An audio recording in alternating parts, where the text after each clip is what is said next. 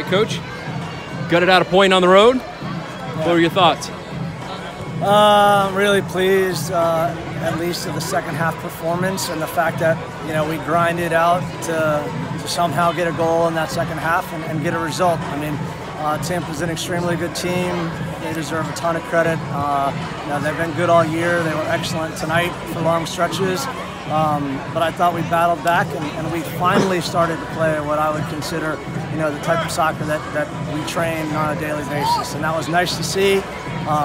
We almost kind of, we put so much into it that we were dying there a little bit at the end, and to get that goal late in the game was really important. So I hope we can build on all the positives and again, make some corrections, but great result coming here and getting that point. It felt like there were moments, and several good moments, where you were able to kind of slice through the 2-3 that they had, because those guys, Ekra and the number 18 were really protecting that back line extremely well. Until you guys kind of, was there something that you adjusted to try and find the gaps between the three centre backs? Not really, but we just said, look, we have to unbalance them in the middle third of the field, and we have to play through our midfield. And once we started doing that and just connecting in those little triangles, it opened up.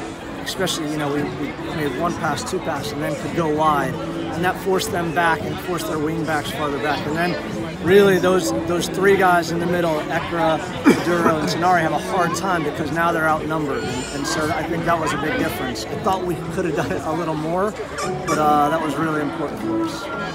Did it feel like, with the performance McCarthy was putting in, that the goal might not come? Yeah, I mean, you're on one. Look, on his last save before the goal, I was like, look, he's so good tonight that this might not happen, and you just got to take your hat to him because he's playing at such a high level right now, and it's tough to get anything past him. And you knew him when you were with the Union together.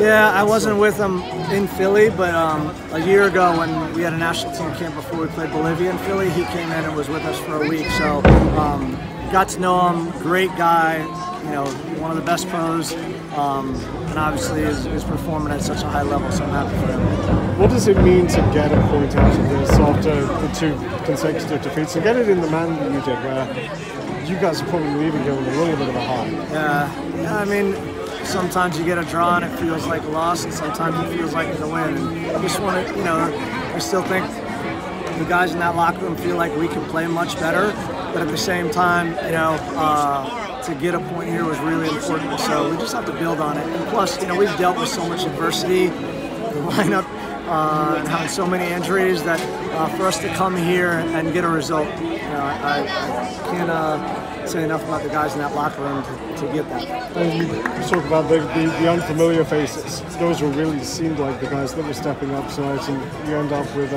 Tian getting the goal. Yeah. Really happy for him.